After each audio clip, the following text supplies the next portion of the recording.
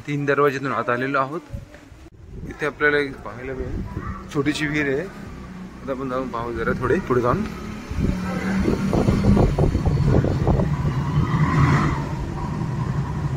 इथे गोड्या पाण्याची सोय डोंगरावर।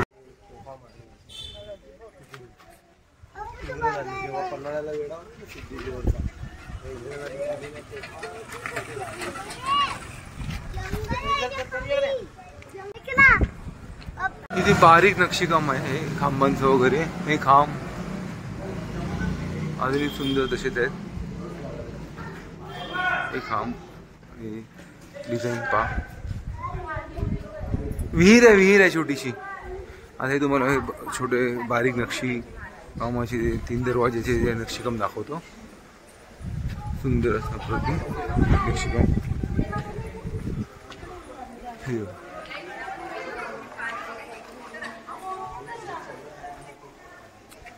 हे दिसत आहे।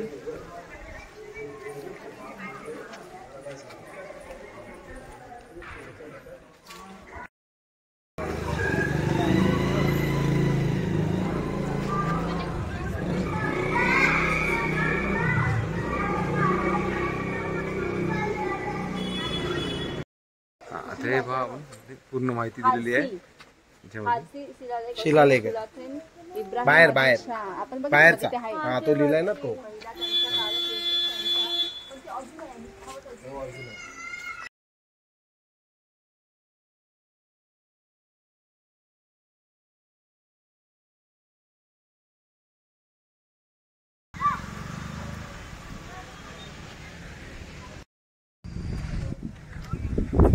आपला 3 दरवाजाच्या वरचा तटबंदीचा भाग आहे वरती। इकडून खाली कोल्हापूरचा परिसर।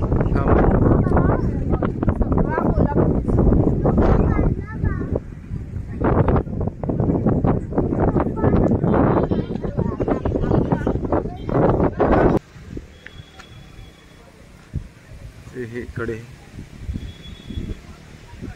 पन्हाळ्याचा कडा।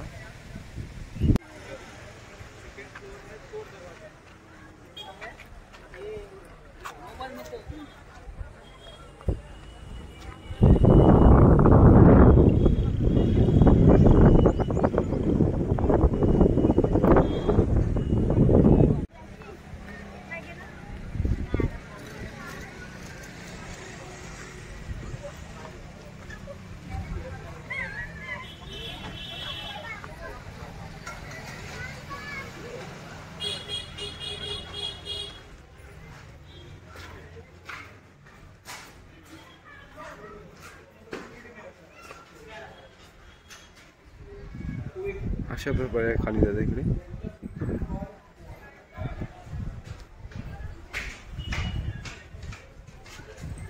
एक कोठडी आहे।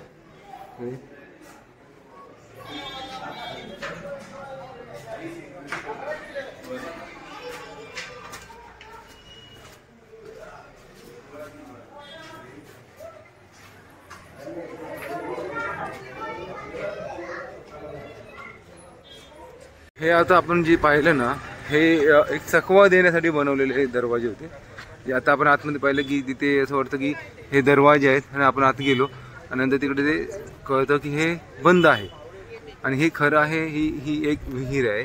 आता आपण खाली जाऊन पाहूया तिकडे थोड्या वेळाने विहीर।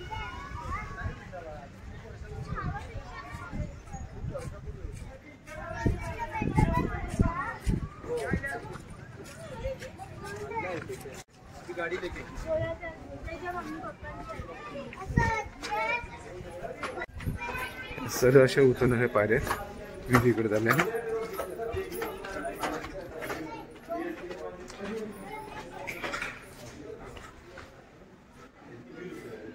एकदा आपण पुढे जाऊन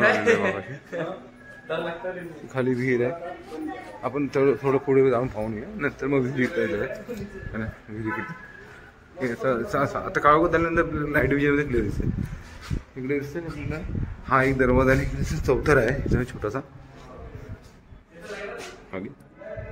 मे बी इथे हवन वगैरे करण्यासाठी असू शकतो। इथे हवा येण्यासाठी थोडी एक मोकळी जागा आहे.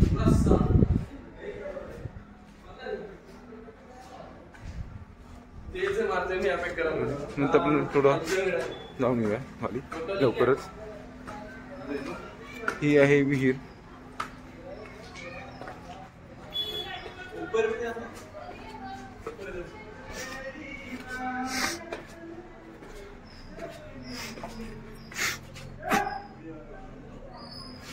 हे पायऱ्या तुम्ही पाहू शकता इथे.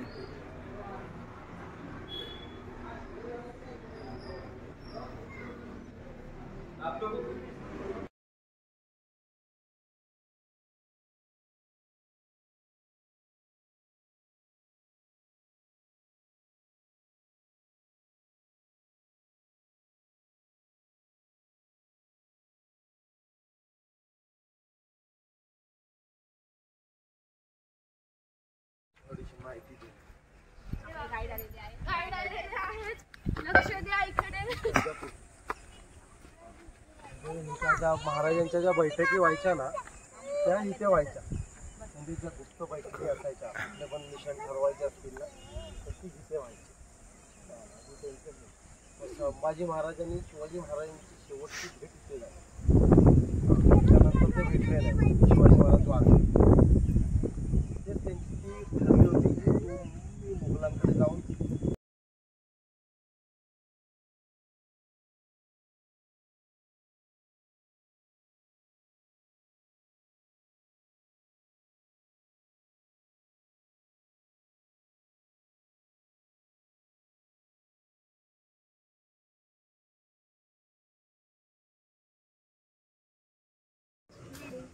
असायची सगळं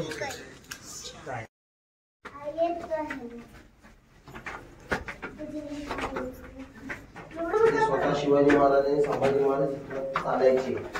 कळलं का? अजून हे असं असेल तेव्हा कसं असेल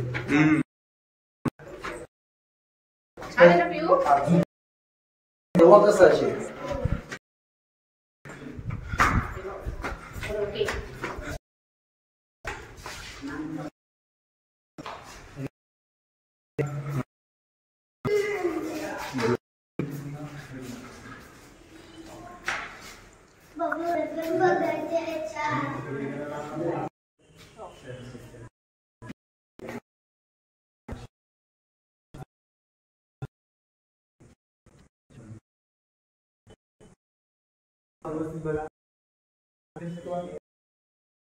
पाय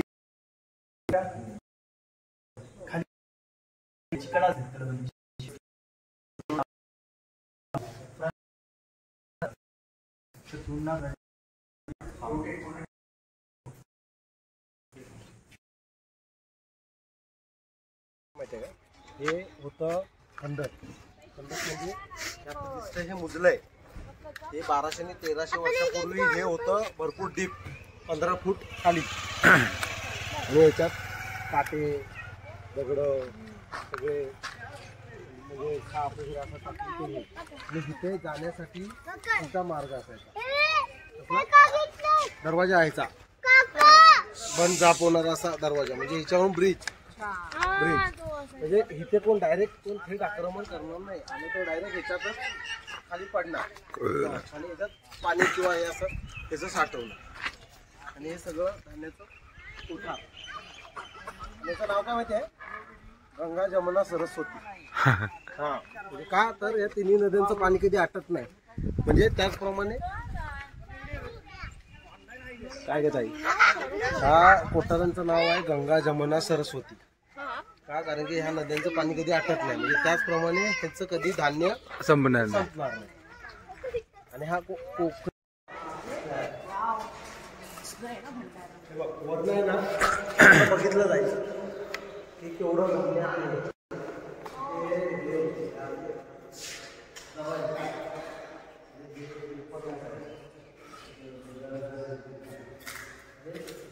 हे मोजायचं कसं आहे आता हे किती आहे मोजायचं कसं हा वर्ण बघून हे मोजायचं कशी माहिती आहे का?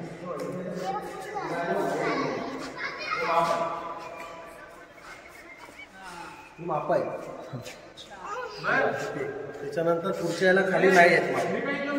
दिसलं का? हे सर्वात वरती झाले.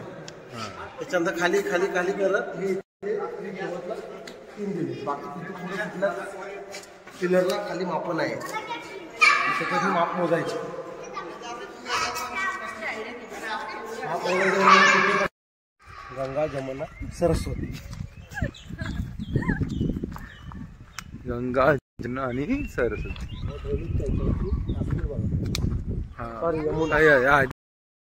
एकच ठीक आहे. गंगा कोटी सर्व काय गडावरील धान्य नंबरखाना असून त्यात गंगा यमुना आणि सरस्वती अशी 3 कोठारे आहेत. त्यापैकी गंगा कोठी ही सर्वात मोठी असून कोटीच्या छतावर जाण्यासाठी दोन्ही बाजूने उत्तर भागात स्तंभांनी विभागलेले 16 उपयोग असून त्यांच्या छताला बोक्या ठेवलेले आहेत. पूर्वेकडील प्रवेशद्वाराच्या वरील बाजूस घुमटाकार छताचा सज्जा असून त्यावर चुनेगची सजावट आहे. हे जास्त माहिती आहे ना. इकडे माती आणि चुना आहे.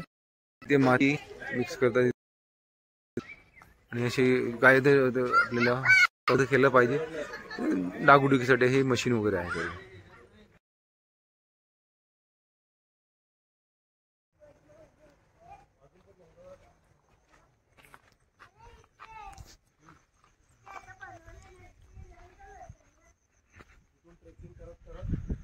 अजूनही लोक त्या दिवशी ट्रेकला जातात.